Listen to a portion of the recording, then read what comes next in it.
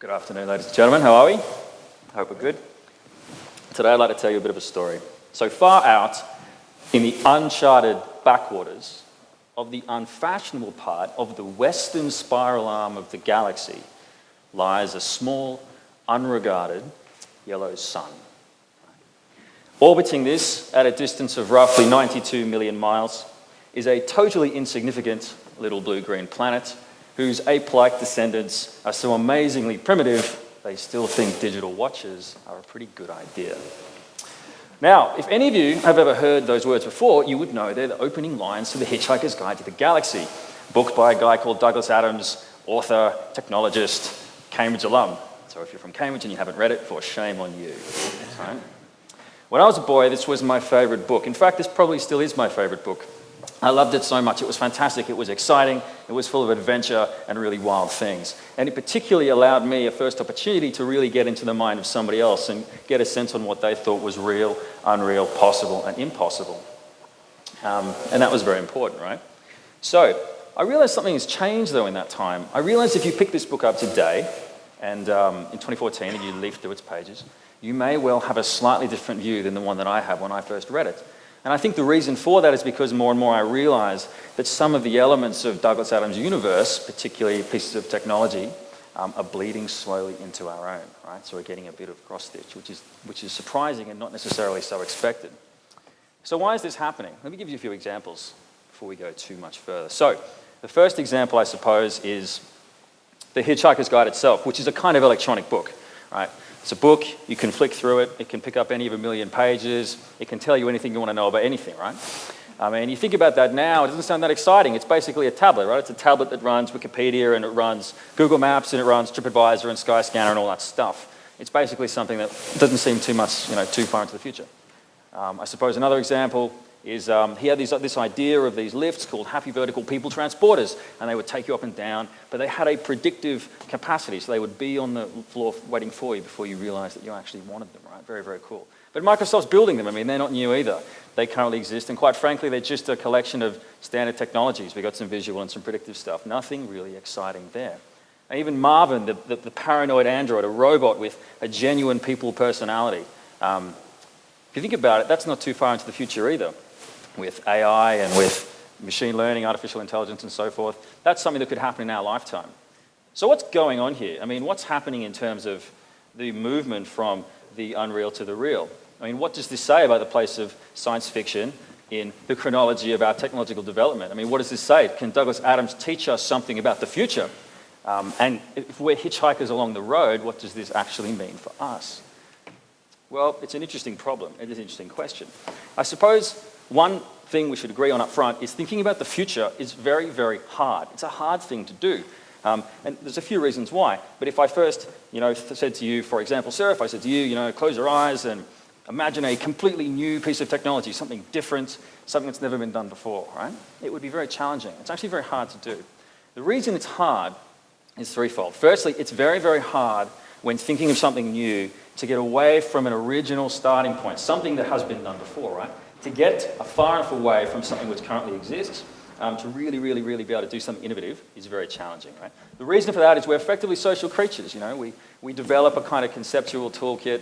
It's an aggregation of the things we've done in the past, ideas, things we know, and therefore we're very, very poor at creating something out of nothing. I suppose another reason is even if you could do that, and some people can, if you could do that, it's also difficult for people to imagine a particular piece of technology or a particular thing in the future without having an ecosystem in which to place it, right? So if I asked you, for example, to think of a new type of car, you could probably do that. The reason you could do that is because not only do you understand what a car is, but you have a general understanding of, wheels, physics, combustion, and all the other stuff, gravity. All the stuff that you kind of take as part and parcel of, you need to know it, right, if you're going to think about cars. So it's all kind of bundled up. And in that sense, we as people are very, very good at thinking in universes, that we're very, very bad at thinking in units. Yeah?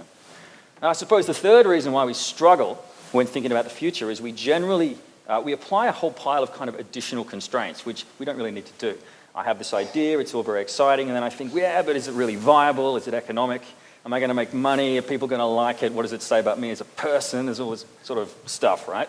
And so you might take a fairly useful, nascent, semi-formed thought, and you might dismiss it to the sort of trash can because you sort of feel it's not really viable for you. So, all this stuff, is this a problem? Well, I suppose in my view it's not. I mean, that's why we're here today. That's why we survived this long. You know, these kind of rational decisions, very, very sensible stuff. But in terms of thinking about the future, they can be constraining because, of course, you can only imagine the type of futures that you allow yourself to imagine. So we fundamentally constrain ourselves.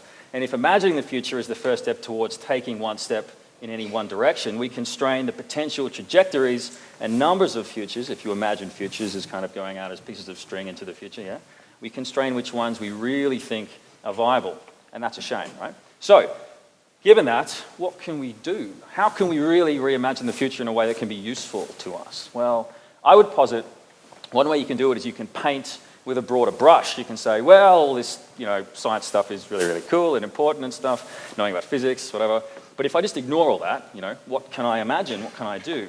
So if you paint with a broader brush, you build a kind of imperfect mosaic, some of which is real, some of which is imagined, and you sort of try to craft something and stitch together a few bits of imagination, a few bits of reality, and you see what you come up with, right? You're fundamentally unconstrained by the laws of the universe, right? And that's pretty cool. So if you think about science fiction and Douglas Adams in this sense, what he really does is he operates in this second way of thinking about the future. He says, well, let's just sort of go with it and see where we get to, yeah? So, I mean, that can be relatively useful. So, one of the reasons people might criticize this notion and say, yes, well, George, this is all very well, I kind of see what you're saying, but it's no good, is they might say, well, thinking this way is not helpful in terms of developing actual, prototypical innovation. It doesn't help you build a widget, right? Because what you're really saying to me is, I want to skip around and look at a whole bunch of potential futures and tape them together and so forth, but it's not really helpful. It's not a roadmap. You can't tell me how to get from X to Y thinking like that. And in fact, it might be misleading. You might well take all you good people and I might explain something exciting to you and you think science can achieve this and quite frankly, it's not viable. So in that sense, is this helpful? In fact, does this not hinder? And I suppose my view on that would be, whilst I fully understand that argument, I don't think it's an issue because we're not trying to create individual widgets. We know how to do that. We have a rational process for doing that, which we've already spoken about. The real value of science fiction and the real value of literature and thought and all this other kind of stuff, rough though it may be, is it allows us to create a series of semi-formed, nascent, perhaps slightly crazy ideas, right, which we can keep together and we can incubate and we can allow to marry and mingle amongst the pages, amongst the books, amongst the tome, yeah? And we can do that and create a kind of vortex of thought, right, which just stays there and grows. It stays there and it grows. And it's not constrained by time, it's not constrained by anything. So now we have this thing, right? Now, that's useful because as things change in life and as technology moves on, some things that are at one point impossible can in the future become possible, right? So what is impossible one day becomes highly probable the next day. So an example from the book for that, for example, would be he has this idea of a Babel fish. I don't know if any of you know what this is. It's a fish in his stories. It's small, yellow, and leech-like.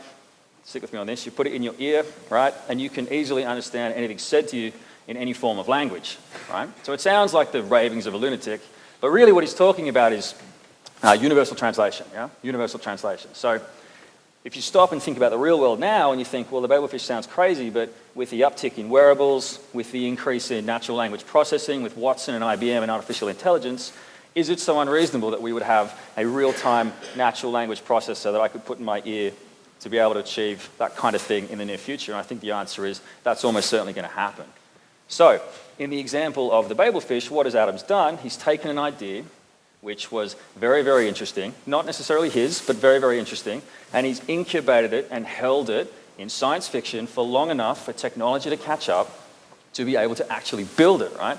So it's a kind of stasis field. That's really what we're sort of talking about here in terms of the value of science fiction, yeah? So if we take a step back or maybe a step up and we say, let's look at the rest of technology that currently exists and think about things like Oculus Rift and Nest and all that stuff that's really, really on the forefront, I would posit there's not one piece of technology that currently is rolling out that doesn't have some origin in taping together some of these kind of nascent ideas that are coming out of this very, very different, non-traditional space. right? And that's really, really important, because when you stop and think about how we actually build anything, we build a technology or we innovate, what we're really doing is taking a series of these semi-formed ideas, taping them together, invention, innovation, commercialization, boom, technology.